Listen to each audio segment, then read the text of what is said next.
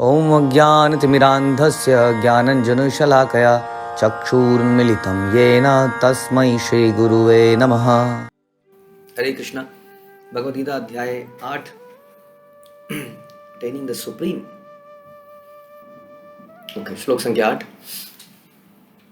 अभ्यास योग युक्तेन चेतसा न अन्यगामिना परमं पुरुषं दिव्यं याति पार्थ अनुचिंतयन्। हे पार्थ, जो व्यक्ति मेरा स्मरण करने में अपना मन निरंतर लगाए रखकर अविचलित भाव से भगवान के रूप में मेरा ध्यान करता है, वह मुझको अवश्य ही प्राप्त होता है। भगवान को प्राप्त करना कोई साधारण बात नहीं है, क्योंकि संसार में सबसे बहुमूल्य वस्तु वही है। हमारी बेसिक समस्याओं का सॉल्यूशन भी भगवान के धाम में जाकर भी होता है। बुढ़ापा, मृत्यु, बीमारियां, यही तो है हमारी बेसिक समस्याएं। इसके ऊपर बहुत सारी समस्याएं और हैं। तो इन समस्याओं का सॉल्यूशन भी तभी निकलता है जब हम संसार से निकलते हैं। संसार में मिलने वाली टेम्पररी वस्तुएं जो देवताओं से मिलती हैं, मेहनत करके हमें प्राप्त होती हैं, ऐसा हमें लगता है इत्यादि, वो हमें इन समस्याओं से दूर नहीं करती, ना ही ज़िंदगी में होने वाले बहुत सारे प्रॉब्लम से हमें निकाल पाती है। बहुत तरह की समस्याएं, टेंशन हमारे दिमाग में हमेशा चलती हैं। और भगवान का धाम बिल्कुल अलग है इन सब वस्तुओं से, बिल्कुल डिफरेंट, जहाँ ऐसा कुछ भी नहीं है। तो ऐसी वस्तु को प्राप्त करना इतना आसान कैसे हो सकता है, जब संसार में एक छोटा सा घर जो कि टेम्पररी है हमारे जीवन में, एक छोटा सा सम्मान, मान, एक पोजीशन समाज में प्राप्त करने के लिए हमें इतनी मेहनत करनी पड़ती है। तो भगवान के धाम में जाने के लिए कितनी मेहनत करनी पड़ेगी, इसके लिए हमें कुछ करना पड़ेगा। तो भगवान यहाँ बता रहे हैं अर्जुन को कि क्या करना पड़ेगा। तो जो व्यक्ति मेरा स्मरण करने में अपना मन निरंतर लगाए रखता है, इसलिए कोई साधारण सी चीज़ नहीं है। हम देखते हैं एक स्टूडेंट है, अगर कुछ हायर डिग्री को प्राप्त करना चाहता है तो एक तरह से वो अपना मन निरंतर लगाता है। हमने ऐसा देखा, मतलब दिन में हमने 14 से 20 घंटे लोगों को पढ़ते देखा, तो निरंतर ही हो गया वो। दिस इज कॉल्ड निरंतर। तो इस संसार की वस्तुओं को प्राप्त करने के लिए भी हमें कितना निरंतर ध्यान लगाना पड़ता है, मेहनत करनी पड़ती है। चलो स्कूल में छोड़ दिया, ऑफिस के अंदर हम लोग कितने घंटे काम करते हैं, ऑलमोस्ट निरंतर। 8 घंटे तो ऑफिशियल है, 10 घंटे वो ले लेते हैं, 2 घंटे आने जाने में लग जाते हैं। घर आकर भी कुछ काम काज निकल आता है, ऑफिस ही कर रहे होते हैं। एक तरह से निरंतर ही हो गया। तो सांसारिक वस्तु के लिए तो हम मेहनत कर लेते हैं, लेकिन वास्तव में उस परम धाम के लिए, उस परम भगवान के लिए हमें कितनी मेहनत करने की आवश्यकता है। इसलिए भगवान कह रहे हैं निरंतर अपना मन मुझ में अविचलित भाव से, यानी कि कभी कोई डाउट नहीं आएगा, कुछ और प्रायोरिटी लाइफ की नहीं बनेगी। There is only one priority, attaining the supreme. यही इसका शीर्षक भी है चैप्टर का, अविचलित भाव से। कोई और प्रायोरिटी नहीं बन सकती हमारी, एक ही प्रायोरिटी है, विजय कृष्ण। क्योंकि हम उन्हीं के अंश हैं, उन्हीं को छोड़ के अपने घर से किसी तरह से निकले हुए हैं, घर का रास्ता मालूम नहीं है। इसलिए प्रार्थनाएं करेंगे शुद्धता से, तो भगवान स्वयं हाथ पकड़ के लेके जाएंगे, कि हमें तो रास्ता मालूम नहीं है। तो अविचलित भाव से भगवान के रूप में मेरा ध्यान करता है। ये भी बड़ा इंपॉर्टेंट है कि वो समझता है कि मैं ही भगवान हूँ। अगले श्लोक में इसको और ज़्यादा क्लैरिफाई करेंगे भगवान कि what is the meaning of कि मैं ही भगवान हूँ। उसके जीवन में और कोई नहीं है, कि उसको पता है कि मेरे रक्षक कृष्ण ही हैं और वही भगवान है, जो सारे ऐश्वर्यों के मालिक हैं, जो सारे शक्तिमान हैं, इत्यादि इत्यादि इत्यादि। तो इस रूप में मेरा ध्यान करता है, वह मुझको अवश्य ही प्राप्त होता है। तो बहुत सारी चीज़ें हैं। एक तो है चिंतन, स्मरण करना, भगवान के रूप में स्मरण करना, ना कि कोई एक और देवी देवता। जैसे बहुत सारे भगवान हैं, बहुत सारे त्यौहार आते हैं, तो जन्माष्टमी भी एक त्यौहार आ जाता है, चलो इसको भी मनाएंगे अच्छे से, फिर कुछ और। तो ऐसा नहीं कि देवी देवताओं और भगवान को एक ही पद पर व्यक्ति सोचे, बल्कि वो कृष्ण को भगवान के रूप में चिंतन करे। और कैसा चिंतन होना चाहिए, एक तो निरंतर होना चाहिए। इसको हम कहते हैं अनइंटरप्टेड एंड अनमोटिवेटेड, यानी कि उसमें कभी रुकावट नहीं आनी चाहिए। कोई और प्रायोरिटी बन जाती है, रुकावट आ जाती है, हमारा फोकस कहीं और चला जाता है। तो फोकस्ड और अविचलित, अनइंटरप्टेड एंड अनमोटिवेटेड।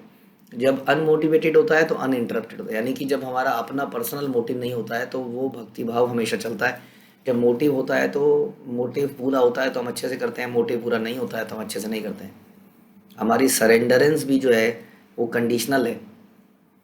हम कहते हैं ना, हम आपके प्रति समर्पित हैं तब तक जब तक आप मेरे प्रति समर्पित हैं। यदि आप मेरा अच्छा करना बंद कर दोगे मेरे हिसाब से, तो जनरली हम कहते हैं कि हम लोग कृतज्ञ हैं, भूल जाते हैं कि हमारे साथ क्या किया गया, और जब हमारे साथ कुछ बड़ा गलत होता है तो हमें लगता है सब बेकार है। ये हो गया, ये अविचलित भाव नहीं हुआ।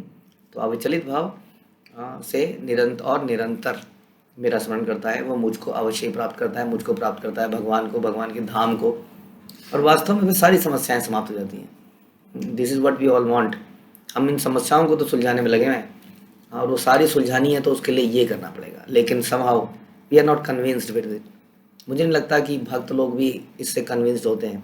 हम भक्त समाज में भक्तों को लगता है कुछ तो करना ही पड़ेगा ना, ये तो करना ही पड़ेगा ना, ये तो करना ही पड़ेगा ना, ऐसे कैसे हो सकता है। हमें इस पे कन्विक्शन नहीं है, हमारी रियलाइजेशन इतनी डीप नहीं है। इसलिए हमें हमारे हृदय में डाउट रहते हैं कि कुछ और भी तो होना ही चाहिए ना। फिर हम थोड़े थोड़े लॉजिक बनाने लगते हैं कि भगवान कहते तो है ना कि कर्तव्य करो, अपने कर्तव्य करो। वो डाइल्यूटेड वर्जन आ जाता है। अब भगवान कर्तव्यों के फिर बोलते भी हैं, जैसे हमने अभी डिस्कस किया था पिछले श्लोकों में कि कर्तव्य का मतलब क्या है। कृष्ण की प्रसन्नता के लिए कार्य करना ही हमारा कर्तव्य है। यज्ञ अर्थात कर्मणा अन्यत्र लोकायम कर्म बंधना। तो इस प्रकार से हमें इस पर टोटल बिलीफ हो जाना चाहिए कि this is the only purpose. और फिर इसको यदि हम कर पाएँ तो हम भगवान को अवश्य प्राप्त करेंगे, जो कि हमारी सारी समस्याओं को सॉल्व कर देगा। इस श्लोक में भगवान कृष्ण अपने स्मरण किए जाने की महत्वता पर बल देते हैं। महामंत्र हरे कृष्ण का जप करने से कृष्ण की स्मृति हो जाती है। This is the practical thing जो हमें आचार्य ने, श्रील प्रभुपाद, जगत गुरु श्रील प्रभुपाद ने हमें ये बताया कि स्मरण कैसे करें। स्मरण करने की भी तो विधि होनी चाहिए, नहीं तो कई लोग कहते हैं हम तो हमेशा स्मरण करते रहते हैं, हर कोई ऐसा बोलता है। लेकिन वास्तव में प्रभुपाद ने बताया इसकी इजी विधि, जो कि प्रभुपाद ने बनाई नहीं थी, प्रभुपाद ने भी वही बताई जो कि चैतन्य महाप्रभु ने बताई, जो कि स्वयं भगवान है, कि हरे कृष्ण का जप करने से कृष्ण की स्मृति होती है। That is equivalent to Krishna का स्मरण करना। जब हरे कृष्ण का आप जाप करते हैं तो ऐसा नहीं है कि हरे कृष्ण जाप करते हुए समय आपके हृदय में आपकी आंखें श्री विग्रह के ऊपर होनी चाहिए। हो भी सकती हैं, नहीं भी हो सकती हैं, क्योंकि नाम इज इक्वल टू कृष्णा। तो भगवान के शब्दोच्चार यानी कि ध्वनि के जप का जप तथा श्रवण के अभ्यास से मनुष्य के कान, जीव और मन व्यस्त रहते हैं एक साथ। नहीं तो हमारा मन कहीं और चला जाता है अक्सर स्मरण करते करते। लेकिन जब हम जपते हैं और उसको सुनते हैं तो हमारे कान भी और जीव भी और मन भी व्यस्त हो जाते हैं। इस ध्यान का अभ्यास बड़ा सुगम है, ईजी है, लेकिन फिर भी लोग इसको कर नहीं पा रहे। एक तो विश्वास नहीं है, और एक थोड़ा सा एक जगह बैठने की हैबिट समाप्त हो चुकी है। माला उठाते लगता है ओल्ड फैशन, क्या है, क्या चीज़ कर रहा हूँ मैं, थैली सी क्या है, कल्चर ऐसा बन गया है। इसलिए इस सुगम चीज़ को भी लोग नहीं कर पा रहे। और ये रास्ता बड़ा सुगम है और इससे परमेश्वर को प्राप्त करने में सहायता मिलती है।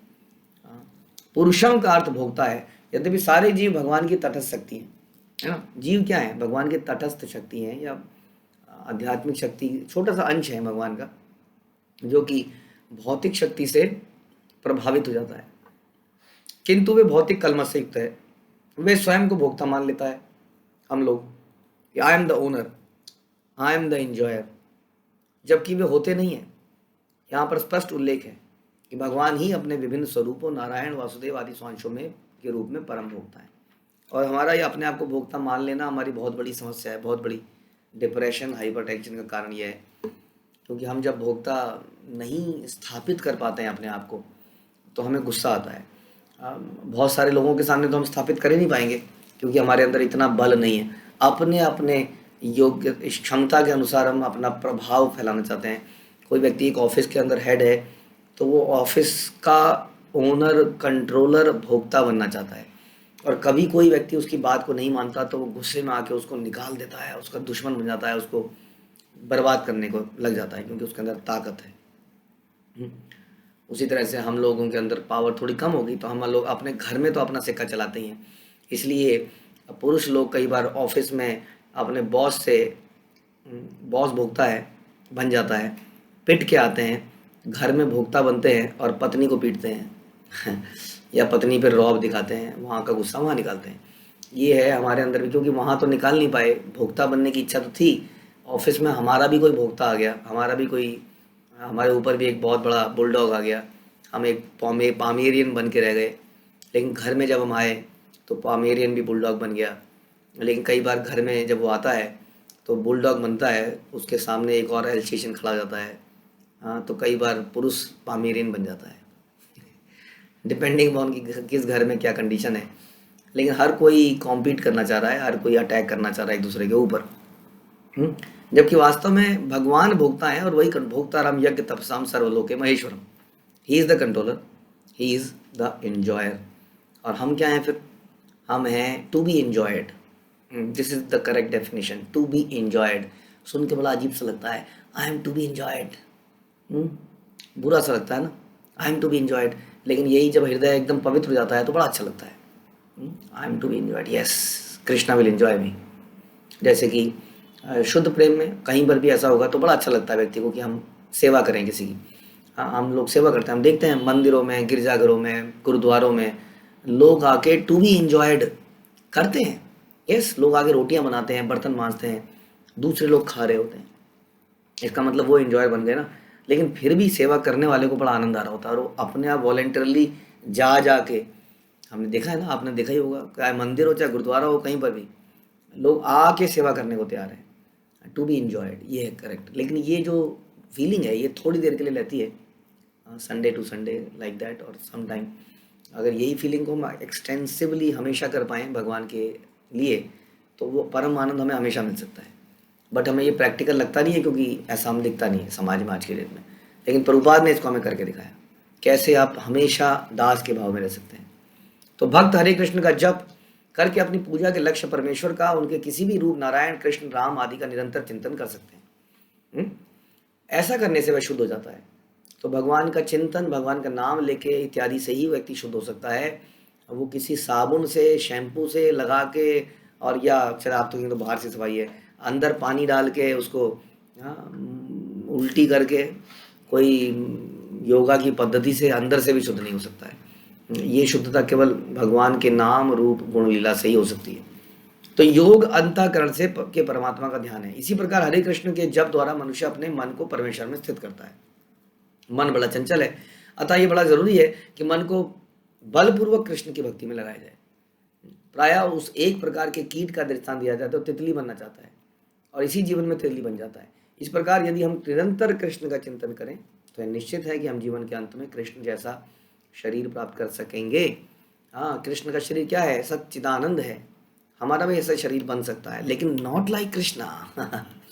हाँ, कृष्णा सर्वेंट रहेंगे हम, फिर भी कृष्ण के दास ही। लेकिन कृष्ण की तरह उनके धाम में कोई भी व्यक्ति मरता नहीं है, कोई भी व्यक्ति बुढ़ापे को प्राप्त नहीं करता, लेकिन सारे व्यक्ति, सारे लोग कृष्ण के नित्य दास हैं। ऐसी स्थिति को यदि हम प्राप्त करना है तो निरंतर भगवान का चिंतन करना पड़ेगा, निरंतर भगवान का जप करना पड़ेगा। इसके लिए आपको भक्तों की आवश्यकता होगी, क्योंकि ऐसा इम्पॉसिबल लगता है कि ऑफिस में हम रहते हैं, टॉयलेट में भी जाते हैं, इत्यादि इत्यादि, कैसे ये पॉसिबल है। लेकिन आप देखेंगे, पहला कदम तो उठाइए, थोड़े दिनों में आपको समझ में आएगा, yes, the whole day can be Krishna consciousness. Hare Krishna. Srila Prabhupada की जय, भगवद गीता की जय।